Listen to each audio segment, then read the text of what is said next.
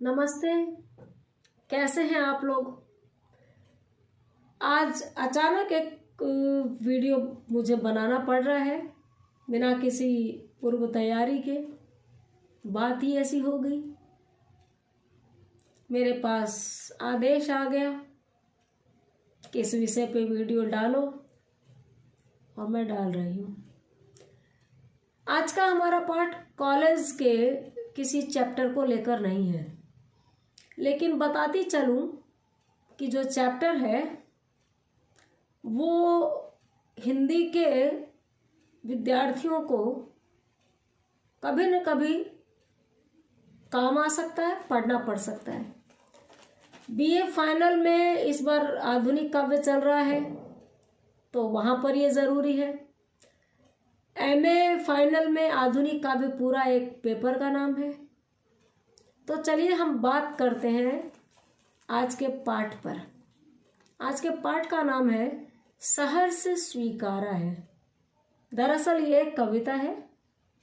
जो लोग हिंदी के विद्यार्थी और शिक्षक हैं वो अच्छी तरह से इस शीर्षक से परिचित होंगे। सहर्ष स्वीकारा है मुक्तिबोध का लिखा हुआ पाठ है, कविता है। स्कूल में पाठ कहते हैं, लेसन कहते हैं। पहले मैं कविता को पढ़ूं। जिंदगी में जो कुछ भी है, जो भी है, सहर्ष स्वीकारा है, इसलिए कि जो कुछ भी मेरा है वह तुम्हें प्यारा है। गर्बीली गरीबी यह गंभीर अनुभव सब, यह विचार वैभव सब, दृढ़ता यह, भीतर की सरिता यह, अभिनव सब मौलिक है, इसलिए कि पल पल में जो कुछ भी जागृत है, अपलक है, संवेदन तुम्हारा है।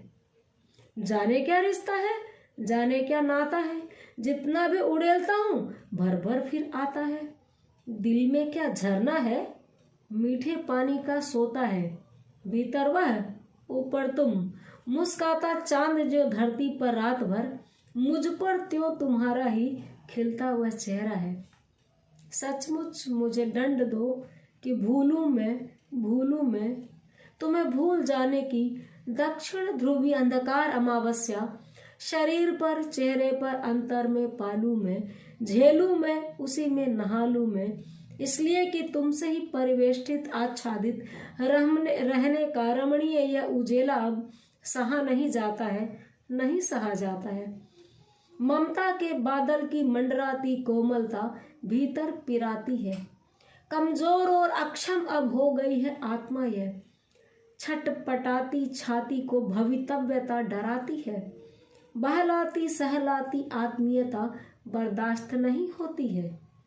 सचमुच मुझे दंड दो कि हो जाऊं पाताली अंधेरे की गुहाओं में, विवरों में, धुएं के बादलों में, बिल्कुल मैं लापता कि वहां भी तो तुम्हारा ही सहारा है, इसलिए कि जो कुछ भी मेरा है या मेरा जो होता सा लगता है, होता सा संभव है, सभी वह तुम्हारे ही कारण के कार्यों का घेरा है, कार्यों का वैभव है।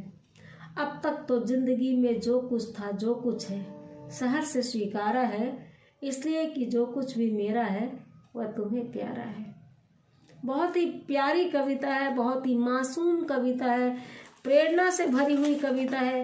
एक विगलित, जड़ित, पीड़ित हृदय से निकले हुए शब्दों से भरी हुई अनुगूंज है ये कविता। इस कविता में कवि ने अपने सर्वाधिक प्रिय पात्र के प्रति अपने मनोभाव व्यक्त किए हैं और ये भी बताया है कि जीवन बहुत कठिन है उनका, दर्दमय है उनका, लेकिन उस प्रिय पात्र ने उनको इतना संभाला है, इतना सहेजा है कि कदाचित उनको आदत पड़ गई है अपने उस प्रिय पात्र की।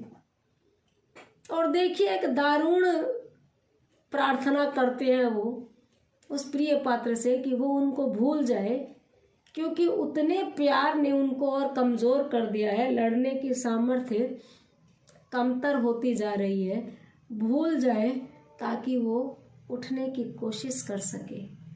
और जिस तरह चांद आसमान में झुककर धरती पर प्यार बरसाता है, वो प्रिय पात्र भी उनके लघु अस्तित्व को, डरे हुए अस्तित्व को अपने में घेर कर और उन पर ममता की छाया करता है। कुछ समीक्षकों ने उस प्रिय पात्र में उनकी माँ को देखा है, कुछ ने उनकी प्रियतमा को, लेकिन जहां तक मुझे लगता है वो उनकी प्रेयसी हो सकती है, क्योंकि उन्होंने अनकहा नाम दिया है, अनाम रिश्ता कहा है। तो हम इसकी व्याख्या और अर्थ करते हैं। जिंदगी में जो कुछ है, जो भी है, सहर्ष से स्वीकारा है, इसलिए कि जो कुछ भी मेरा है वह तुम्हें प्यारा है। कवि कहते हैं कि उनकी जिंदगी में जो भी कुछ है, सुख हो, दुख हो, हंसी हो, गम हो, आंसू हो, हंसी हो, उन्होंने उसको प्यार से स्वीकारा। सहर्ष, स उपसर्ग है, हर्ष यानी खुशी, खुशी के साथ उन्होंने सब कुछ को स्वीकारा है, इसलिए कि उनकी जिंदगी में जो कुछ भी है वो उनके प्रिय पात्र को प्यारा है।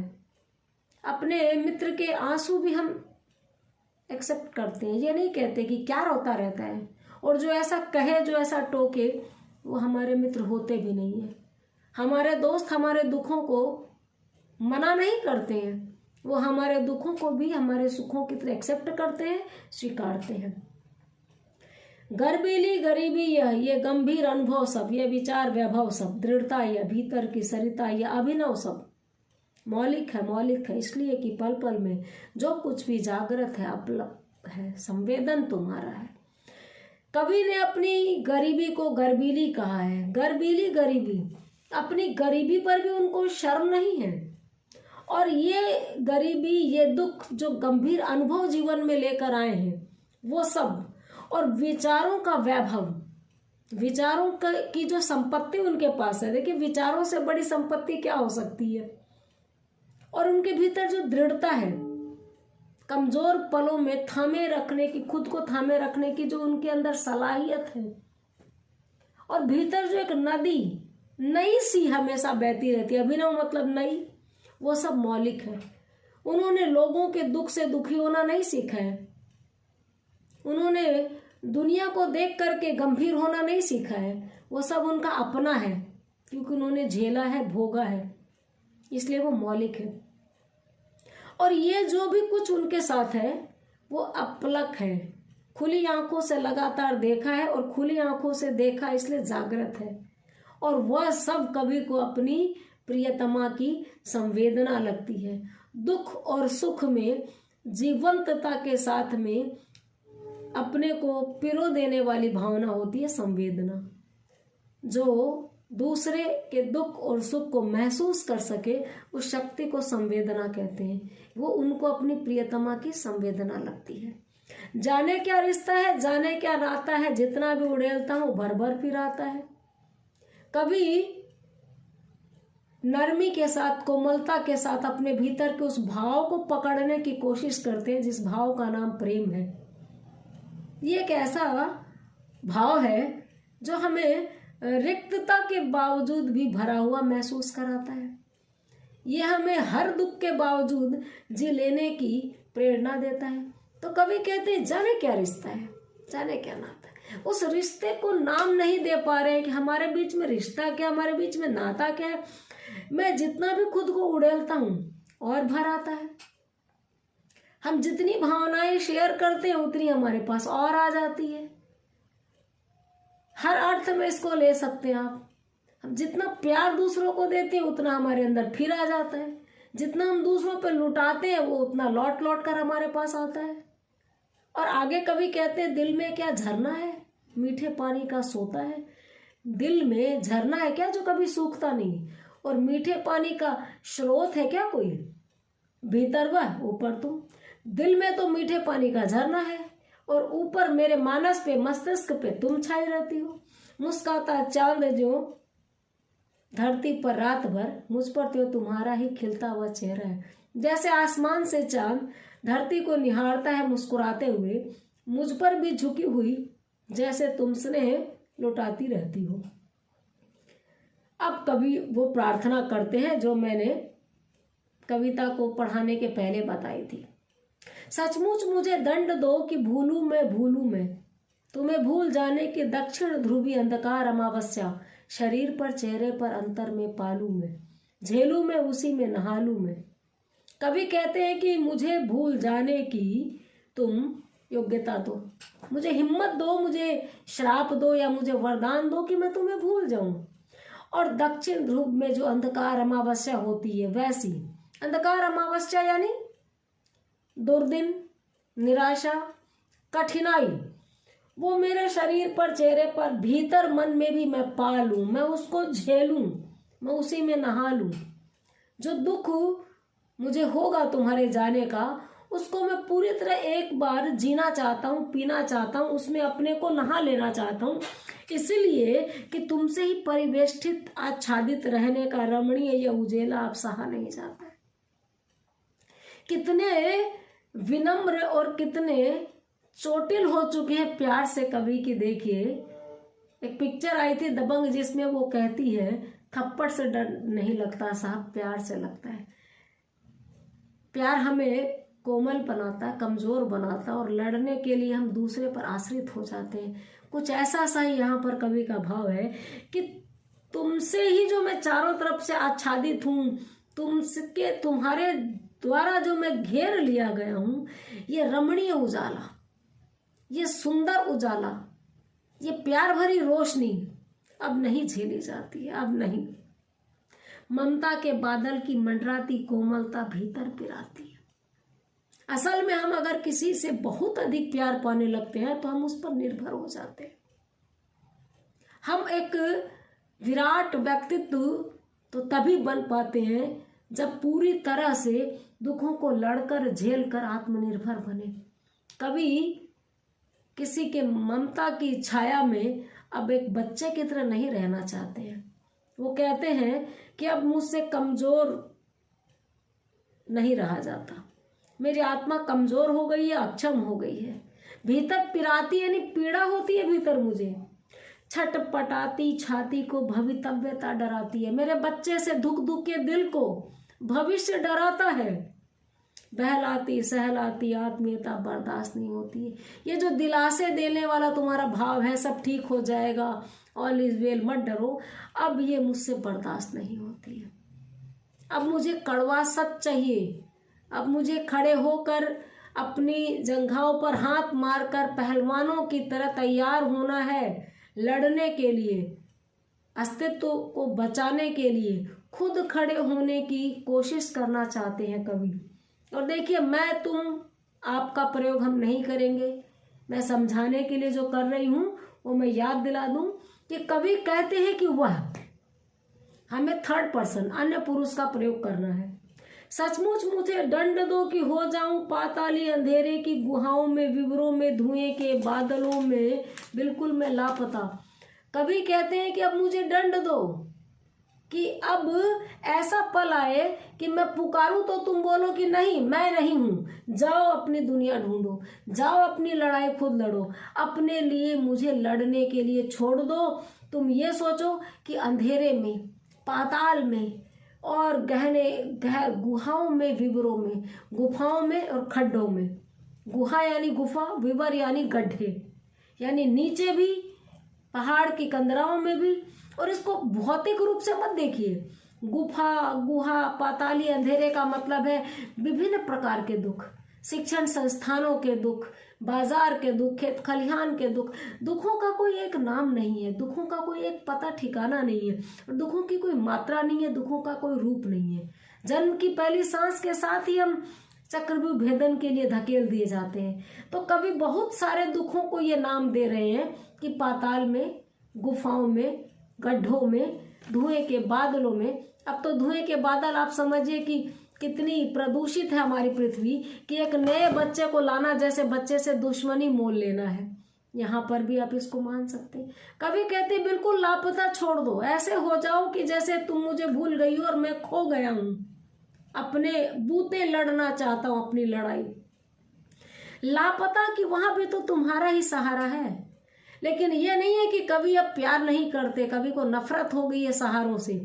कवि को इतना प्यार मिला है कि कवि चाहते हैं कि उस प्यार की प्रेरणा शक्ति को वो इस्तेमाल करें, प्यार को प्रेरणा में बदल दें कि जब इतना प्यार किया तो ये क्या कंजूसी हुई कि प्यार कर दिया लेकिन मरते दम तक करती रहो। कई बार बच्चे बड़े ही नहीं होते, माँ बाप बूढ़े हो गए लेकिन बच्चे बड़े नहीं होते, शिक्षक सब कुछ पढ़ा चुके हैं लेकिन उनको परीक्षा में भी नकल चाहिए। यहाँ पर ये नहीं है, कभी कह रहे हैं कि आपने जो दिया बहुत दिया, तुमने जो दिया बहुत दिया।